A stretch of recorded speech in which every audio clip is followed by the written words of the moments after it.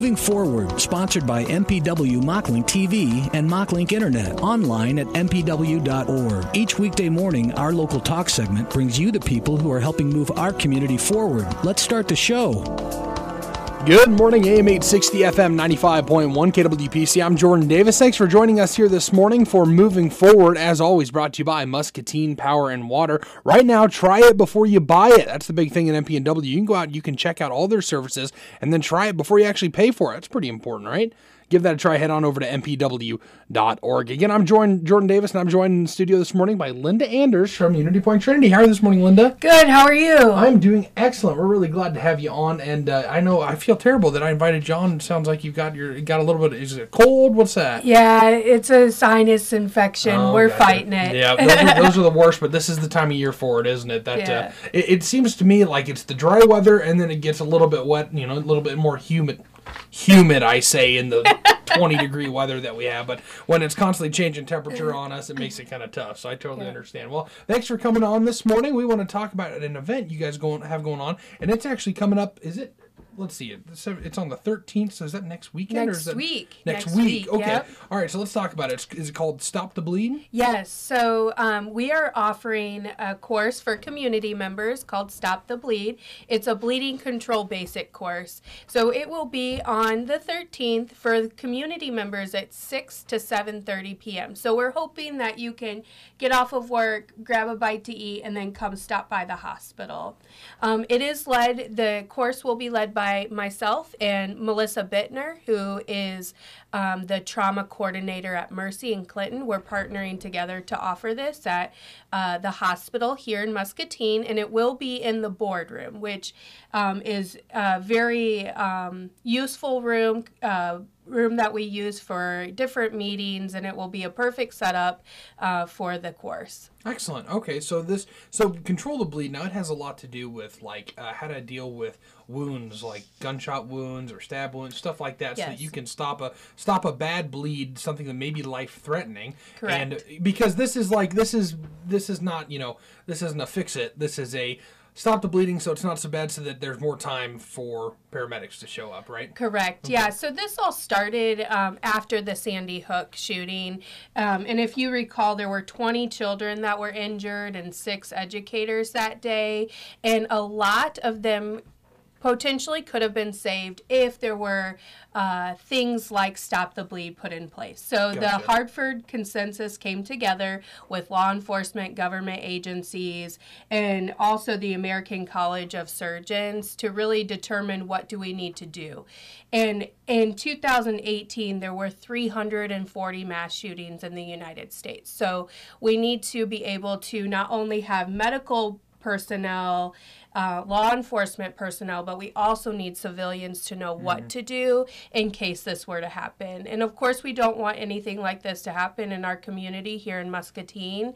But if we do have to have these things put in place, we want our civilians to know that they're prepared and know what to do in these emergencies. Yeah, absolutely. And you know what? It's funny that you say that too, because this doesn't just apply to damage inflicted by another person. This is useful for working around the farm.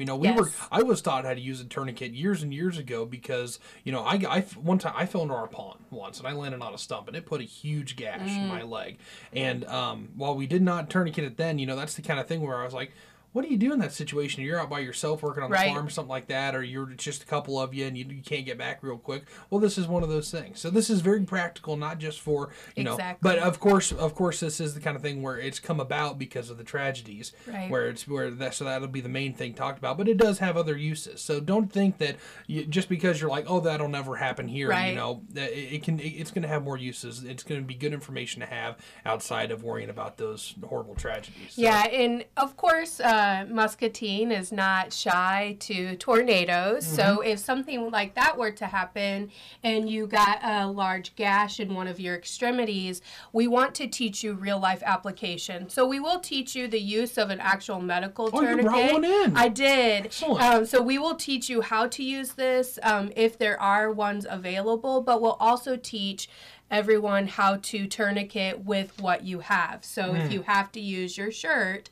then we're going to teach you how to do that. In addition, we're going to teach how to pack a wound. So if it is bleeding, so if you got cut in a tornado and it's bleeding profusely, how to stop that with packing, even if you have to use your shirt. Right. So, and this is all because in these situations, it could take a long time for medical personnel to get there. So we want you to be able to feel comfortable to save your life, save your limbs, save your loved one. And that's all just built into this course. It's an excellent course that's facilitated by the American College of Surgeons. It's also with the Committee of Trauma. So it's a really great course, and we would love everyone to come, but spots are limited. Spots are limited. Yes. Okay. Well, this is really interesting information, folks, because you want to make sure that you're ready in a situation like this. You want to make sure that you are prepared to deal with it in whatever way that is. Now, a lot of folks I know have been talking recently about there's a whole debate around all this stuff, the stigma, whatever. But it's important to have this information, whether or not you're worried about that kind of incident happening. Exactly. So, I remember one thing I've seen. I follow a lot of the police. I watch a lot of police videos online. I like to see what they're doing. What they have to deal with, because a lot of people don't really understand what they deal with on a day-to-day basis. So I like to tune in for that. What's that? There's a show on that Live PD, I think. I watch stuff like that all the time, and there's a lot of that, and they I've seen them use tourniquets. Police officers use tourniquets on themselves after getting shot. So it's definitely, it can be a life-saving thing. Yes. And I'm sorry, go ahead. No, go ahead. No, I'm going to let you talk, because you're the one with all the information here. I'm just spouting nonsense. So of course, since we are offering 2 different courses, if you're unsure where you would fall, just go ahead and give me a call. And the information is on the community calendar. So my phone number is on there, and I would love to direct you which course you should take, the medical or clinical. The content remains basically the same, but we want to make sure that you feel comfortable in whatever class you get into. And if we have good success and get feedback that we need to offer more, of course we can definitely explore that in the future, because we want our community members to feel safe when they're working on the farm, or if they're a police officer, or just in school. And we've got several large warehouses, places like H&I, All Steel, stuff like that. You guys are working with heavy machinery. You never know what can happen. And I know I've worked in a warehouse before. They take you through a lot of that stuff, like what to do in these kind of situations. But I don't remember a tourniquet ever being discussed, honestly. So it's definitely an important thing to know if you're working in one of these big warehouses, and you're worried about stuff can fall off a shelf, right? Anything you can think of. So it's definitely an important thing to have. And can we do a crash course real quick? So walk me through this tourniquet that you brought in. I'm looking at the bottom, this bottom tourniquet.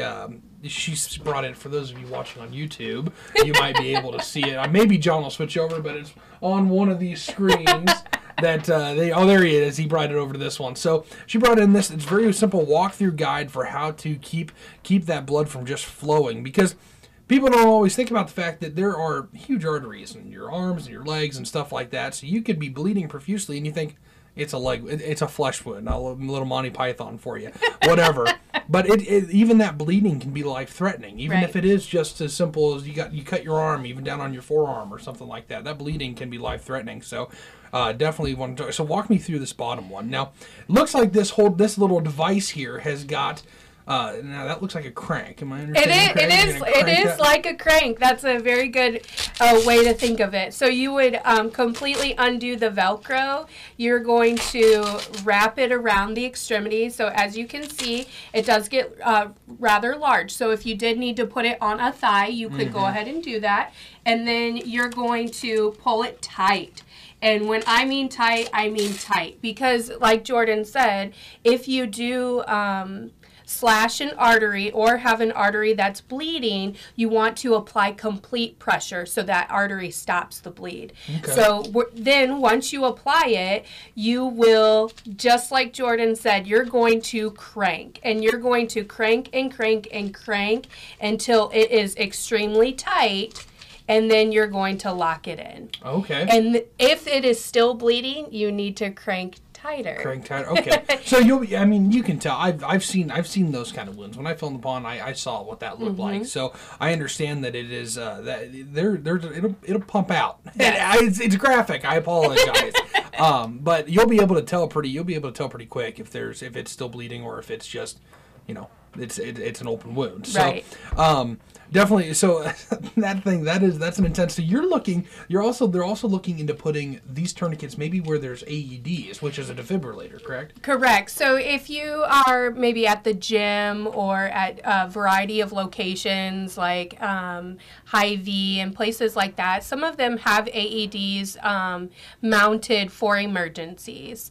So I would anticipate in the future you would also see these, probably not bright orange, but they would be available in a kit very similar, usually located next to the AED for Stop the Bleed. It also will include gauze, gloves for your protection, scissors if you need to cut the gauze, things like that. Okay. So in addition to the tourniquet application, during the course we'll talk about packing and we'll have hands-on application. So you will actually pack wounds. So please come prepared for that. In addition to that, I do want to point out that some of the content is a little graphic. So we want you to come ready to learn, but also be aware that some of the pictures and things you will see is more on the graphic side.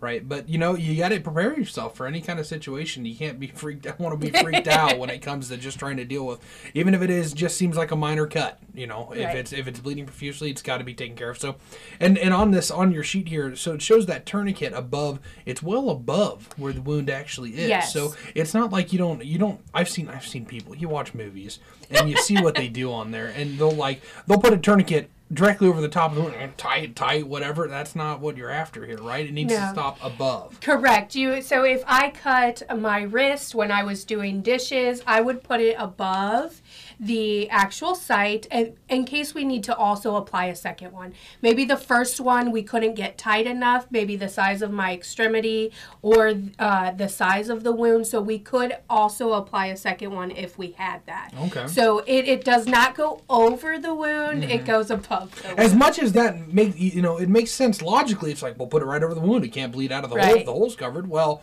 it's still pumping to that spot. It's gonna continue to bleed. Right. Okay, I got you. Well, that's really interesting. So let's talk. You brought in some statistics too, and we've got a couple minutes here. So let's talk about those statistics. And it's a lot to do with those mass shootings from last year. Correct? I'll let you take the lead on that. Yeah. So first, I want to talk about the definition of a mass shooting because some people might not know what that is. According to the FBI, a mass shooting is 3 or more in the general location around the same time. There's also a nonprofit organization called the Gun Violence Archive. They have been watching gun violence in America over, I want to say, the last 15 years, but don't quote me on that exact number. But they consider a mass shooting of 4 or more. Okay. Regardless, if we look at the data from 2017, we had 346 mass shootings in America in that year, and last year we had 340. So if we also transition away from shootings and we look at something like the Boston Marathon. So the Boston Marathon was a bombing incident, but this would have been appropriate life-saving techniques for Boston Marathon victims. And there were over 260 people injured during the Boston Marathon. So all of these things combined together really warrants this so important education because we never really know what could happen. Right. We live in a crazy world. Who knows what can happen next? So definitely, folks, this is a good one to check out. Now, like you said, space is limited, but you guys, depending on turnout, depending on what the feedback is, you probably start having a few more, maybe. Yes. So probably maybe a couple more this year or something like that. Could depend. Well, I don't want to commit to that, but we could say that if the need is there, we will accommodate it. I got you. All right, excellent. Well, thanks so much, Linda. Really appreciate having you in this morning. Thank you. Linda Anders joining us from the Unity Point Trinity Muscatine to talk a little bit about their Stop the Bleed program. It's going to save a life. It's going to be a great course. Be sure to get in touch. You can find, how do we get in touch with you? My phone number, 563-264-9386. Just give me a call. Excellent. Well, thanks so much, Linda, once again joining us here on Moving Forward. Brought to you by Muscatine Power and Water. Remember, try it before you buy it. Head on out to mpw.org and check out all their services, and then actually try it before you pay for it. What a cool deal that is. So check it out at mpw.org. Again, I'm Jordan Davis here for the Voice of Muscatine.com.